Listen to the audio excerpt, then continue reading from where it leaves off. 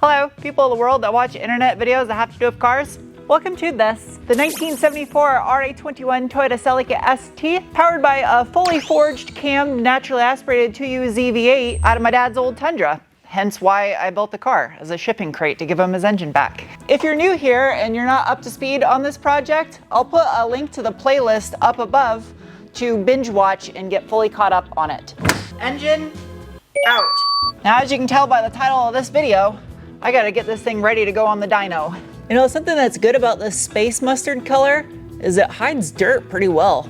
Side bubble. It's been over 2.5 years since I first started the restoration on this one owner Celica, and this is the first time that it's actually gonna venture out into the real world since the resto has essentially been completed. Wash the car and the floor. Last thing I want is this fresh new paint covered in dust so it can get scuffed and scratched easily. Much better. Clean, just the way the car should be. I got a little bit of time before I gotta stick this thing in the trailer and bring it up there, so I don't know why I do this to myself. At least it rolls easy. I don't know what this stain is on the floor, but it looks like something died. Even though I personally have been having more fun working on the CRX, I have to finish this car. This is with my parking brake set. Ow! Why am I dumb? I knew that was there. Accessing the pawl to adjust the parking brake on this car is kind of hard because of the beefy brackets down here for the lower links for the 4-link. So if I was doing this from the front, I would go up to tighten, but I'm doing it from the rear, so down. Can't tell if actually moving or if flicking aimlessly. Parking brake, essential for loading in a car trailer. Well, this side's even harder to get to. How's that? Damn it, I can still turn it. While I upgraded the rear end and all 4 brakes, I still utilized the original parking brake handle and cables on this car, so they needed to be adjusted to match. Stubby screwdriver, huh? It's not the length, it's the girth for this job. Got it. All right, I can't rotate that wheel though. All right, that's getting harder. Okay, parking brake off. Hey, there we go. I think that might be good. Make sure my math correctors are torqued. I like to give everything a good once over because if you're in a rush, it's easy to forget something super simple like adjusting your parking brake before putting it on a car trailer. First objective complete. You notice my new lights? Schnauzy, right? And this is a little unrelated, but it's quick and it's important. I'll show you this now. So check this out.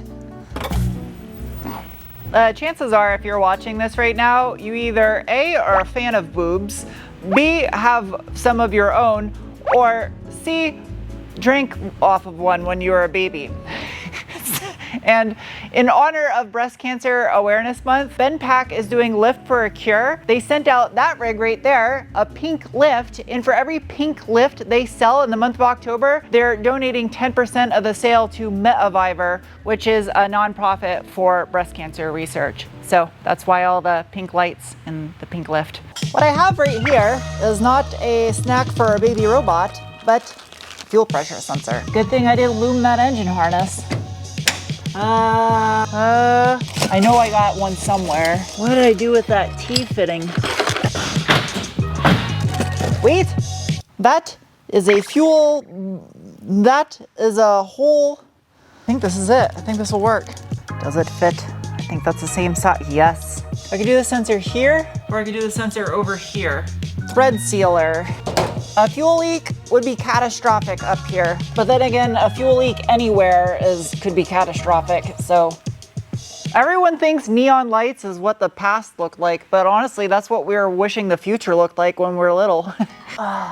Here comes the rain. I'm attaching the sensor directly on the outlet of the fuel pressure regulator, which is a manual regulator. It's probably gonna be a little noisy because the roof of this place is metal and it's raining. Sorry.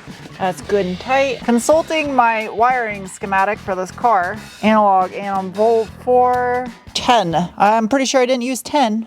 Hey, that should be attached to the clutch. Pop my ECU off. Dangerous thing. Dangerous thing. I don't have good enough health insurance to be dangerousing. You're listening to Sarah's internal monologue. Ouch! So I kept all the extra wires. There we go. It's already got a pin on it and everything. Oh, thunder. Thunder. Da da da da da da da da. White wire, blue stripe. Black, yellow, green, white. So they said we were only supposed to get 1 to 3 inches of rain over the next 3 days from this hurricane. I've lived here long enough to tell you right now, we've gotten over 1 inch of rain in the past 15 minutes. As much as I'd love to loom all the wires under the dash right now, common sense would dictate that I should wait until the vehicle is tuned first in case anything needs to be changed. I'm gonna make it come, need this to eject out the firewall. So my map sensor has a 5-volt reference and a ground, and it's universal for all this stuff. I'm not soldering this because it's on an engine which vibrates a lot. So red wire, yeah, that's probably far enough. Man, it is really coming down out there. So one downside about having a metal building. Oh no!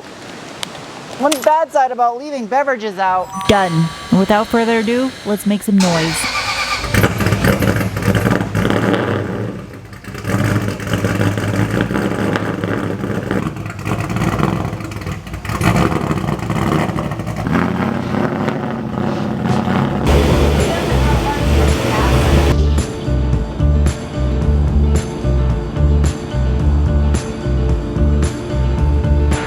In the automotive world, finding a good tuner is like finding a good doctor, but for robots.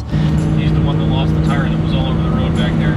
Especially finding one that is specialized on the specific type of engine you have in your vehicle. So I drove 5 hours round trip for someone that I've actually never met before, but heard a lot of good things from people I trust. It's 2 days later, and up in Phoenix right now, Mesa to be exact, to get the car tuned.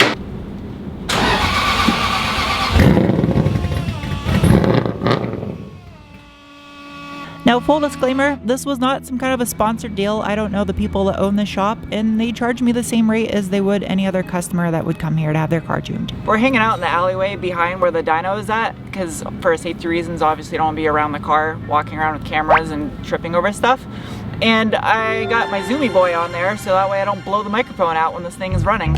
When I walked out back and met the gentleman that would be tuning the car, within 5 seconds of hearing him speak, I knew the car was in good hands.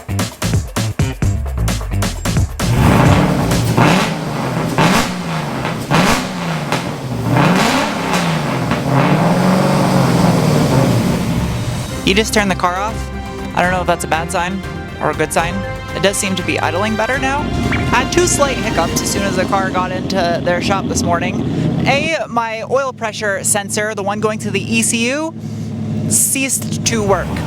Luckily, there's still a mechanical one going to the dash, so it does verify that there is actually oil pressure, but they had to swap out the sensor. My sensor went kaput. I think it might have been because it was mounted directly to the engine. Vibrations might have just caused the innards to die. The other issue was the fuel pressure sensor. The plug on that was kind of goofed up. I did that last minute, so that's solved, and now he's working through the tuning process, which it's still pretty rich because we're getting high sitting out here on the curb 50 feet behind the car. Once the hiccups were worked out with that, he could get on with the tuning process. Now for a baseline, if you're not familiar with the 2005-2006 model year Toyota Tundra with the 2UZ FE VVTi V8, it produced approximately 282 horsepower and 325 pound-feet of torque at the engine. Now this is a hub dyno. We'll get to that in a little bit.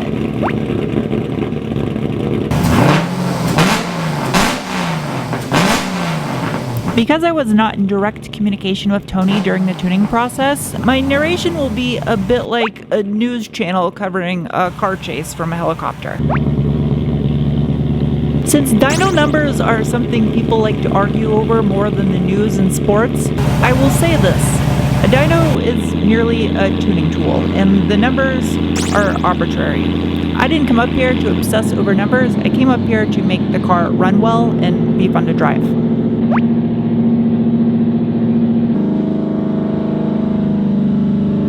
So far, the most I've seen is 80 decibels from that thing. Well, I don't smell fuel anymore.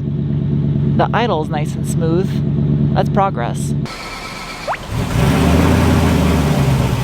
Headphone users, be aware, this is going to be loud in a good way.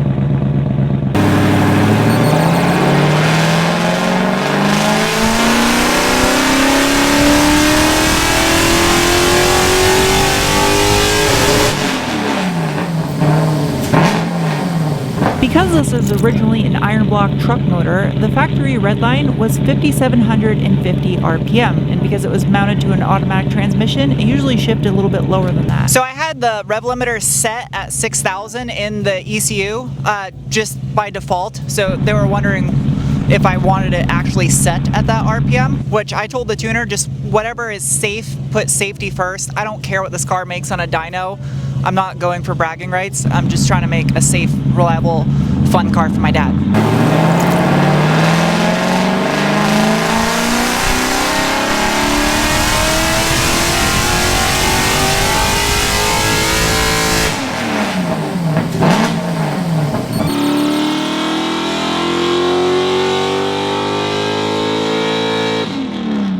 I was 90 decibels from probably 300 feet. To put this into perspective, how far away I am and how loud it is, here you go. By upping the compression ratio to 10.5 to 1 with the new forged pistons and doing a little bit of head work with the XAT race cams, I essentially moved the power band a little bit higher than it was from the factory, but still retained that low-end, mid-range power that you would want to have in a classic muscle car.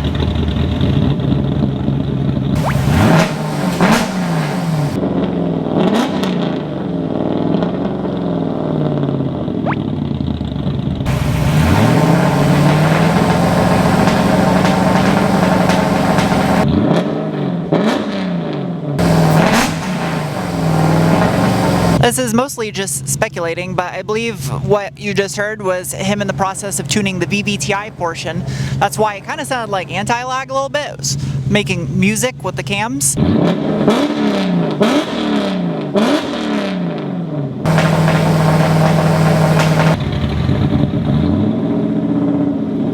I just realized this is not the easiest thing in the world to try to film, because I'm just standing here watching.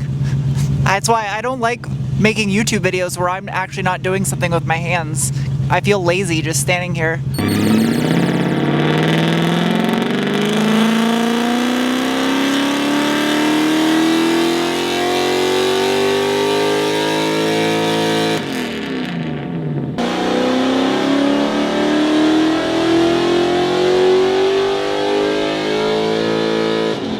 So I have news. I don't want to say it's good news or bad news, it's just news. The car is running better, and it starts and runs a little bit better. It will never really start fresh and crisp like a new car because there is no check valve on the fuel pump. There was one originally, but in order for it to be adapted to this application, it was removed. So I have to either get another one or just crank it while it's priming. Second real issue is I don't have a surge tank, and this is a 50-year-old car's fuel tank, and it's not designed to have the amount of volume of fuel coming in and out of it like it is. And then the last issue, which is kind of a bummer because I may not be able to fix this one here today, is the right bank, either oil control valve or the actual cam gear itself, which is controlled by the oil control valve to vary the VVTi, is not keeping up above like 5,500 RPM. Basically, in a crude nutshell, the way this VVTi system works on the engine is that the cam phaser, the inner portion of the cam gear, moves independently via oil pressure from the oil control valve, which gives you variable valve timing. They're the original ones. They have like 190,000 miles on them. So they're gonna grab another oil control valve real quick and try to swap it out on there. If that fixes it, great, it was just the solenoid. If not, I don't know, well, we'll see what happens there. Good news, my original oil control valves were fine. Bad news, I need to get new cam phasers, which they are discontinued, so I'm gonna have to hunt down a set. But it can still finish the tune, and it really won't make that big of a difference power-wise, and it's not something to stress over just yet.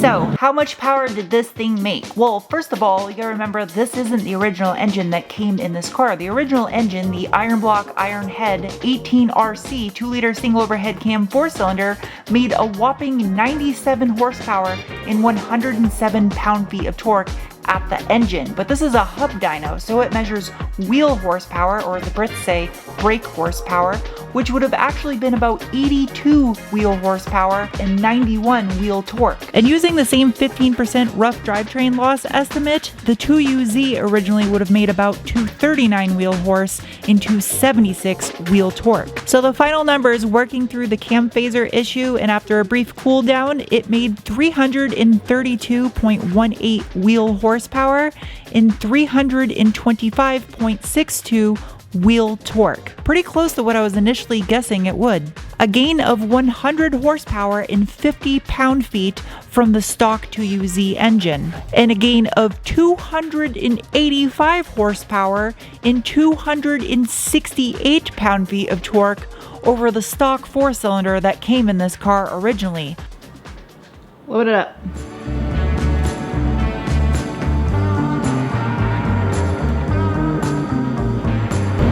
So on a little over 200-mile round trip, the Super Duty averaged 17 miles per gallon towing the car trailer with the Celica in it. That's pretty good. The key is doing 65 instead of 75. Makes a big difference.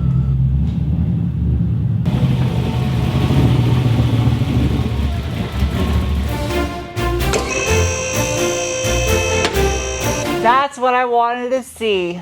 Got some color in the exhaust now. Driver's side valve cover gasket. Leaks. Brand new, genuine Toyota.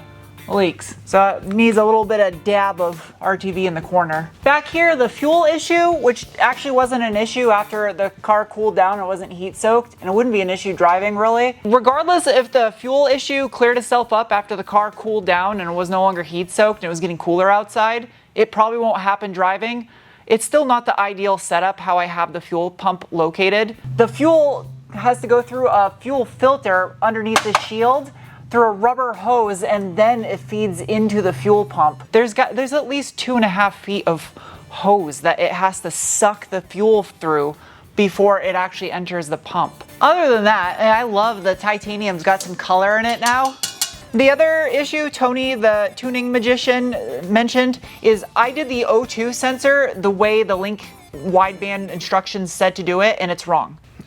It needs to be as close to the exhaust header collector as possible in 2 of them, 1 for each bank, not 1 in the Y. So final verdict is good. There's a couple hiccups along the way, as to be expected. I didn't think this would go hiccup free. I'm happy it made it to this point, and it is tuned. I will probably go back to have a couple more runs down the dyno with a fresh set of cam phasers, not to make more power, just to make sure everything is good to go. There will be another video coming on the Celica soon, because now I got a bunch of stuff I got to button up and start doing some driving with it and braking in the car.